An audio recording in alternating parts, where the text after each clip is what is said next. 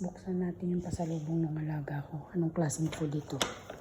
Ayan. So, 3 boxes. So, let's see what is inside. It's a surprise or it's a prank. Ayan. Open natin, guys. So, ayan. So, ito yung unang box.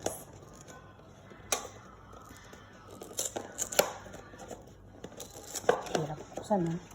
Tcharan! Wow! Hipon siya, guys. Amoy hipon. This one.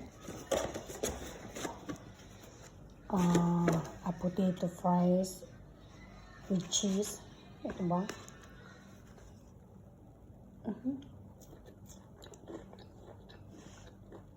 Potato. Ito malamang chicken. Totoo hipon. Ayan, guys. At dahil patay gutom kami. I like it. Wow. Crunchy. Sushi.